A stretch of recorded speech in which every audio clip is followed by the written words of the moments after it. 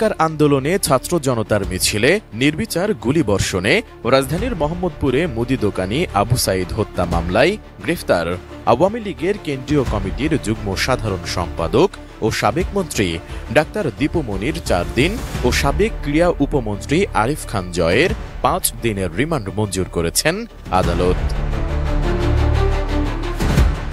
মঙ্গলবার আসামিদের আদালতে হাজির করে মামলার সুষ্ঠু তদন্তের স্বার্থে ১০ দিনের রিমান্ডে নিতে আবেদন করেন তদন্ত কর্মকর্তা মোহাম্মদপুর থানার পরিদর্শক তোফাজ্জল হোসেন। কথা বলবো সাবেক শিক্ষামন্ত্রী দীপু মনিকে নিয়ে। তিনি রিসেন্টলি তাকে আটক করা হয়, একজনের হত্যা মামলায় বেসিক্যালি রিমান্ড মঞ্জুর করা হয় এবং এমন সিচুয়েশনে তাকে যখন আদালতে নিয়ে যাওয়া হয় তাকে কিল ঘুষি বা আঘাত করা হয়, যেটা সত্যি কথা বলতে।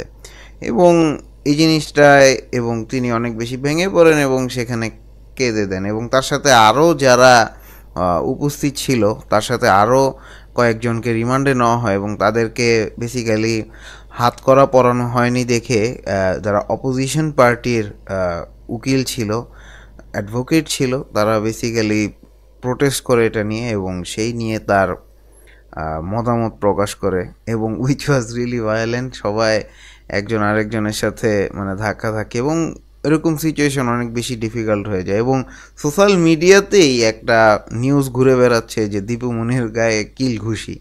ঠিক আছে, এই সিচুয়েশনটা আসলে কেন অ্যাড্রেস করলাম যে অপরদিকে দীপু মনি ডকের এক কোণায় অবস্থান নিয়ে মাথা নিচু করেছিলেন। কয়েকজন নারী পুলিশ সদস্য তাকে ঘিরে রাখেন। এ সময় আইনজীবীরা চোর ফাঁসি চাই বলে চিৎকার করছিলেন।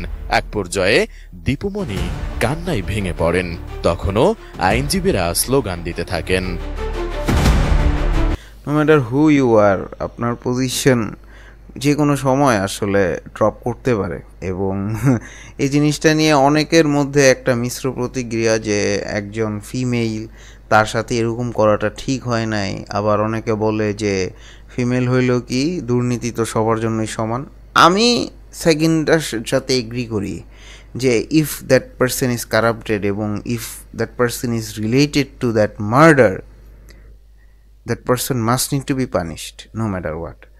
তো আমার এখানে একটা কথাই বলবো যে no matter who you are, এই জিনিসটা আসলে তিনি একটা টপ পজিশনে ছিলেন, দ্যাটস নট দ্য ফ্যাক্ট। এটা আমাদের সবার জীবনেই আসলে অ্যাপ্লাই করা উচিত। এবং তুমি যত বড় উপরে উঠো না কেন, পা মাটিতে রাখতে হয়, একটা কথা আছে। সেই জিনিসটা ইজ এ প্রপার এক্সাম্পল। এবং কিছু অপকর্ম আসলে স্বৈরাচার সরকার থাকাকালীন আমরা দেখতে পারি নাই, বাট সময় যত যাচ্ছে আমরা কিন্তু এর বাস্তবতা ধীরে ধীরেই বুঝতে পারতেছি যে আসলে কতটা আমরা সাধারণ মানুষ অ্যাবিউজ হয়ে আসতেছিলাম গত 15 বছর ধরে। তো যাই হোক, let's get not into that deep into that political issues. তো আশা করি আমার ভিডিওটা বুঝাতে পেরেছি। আজকের ভিডিওটা এতটুকুই। টিল দেন, এরকম আরও ভিডিওর জন্য subscribe this channel and see in the next.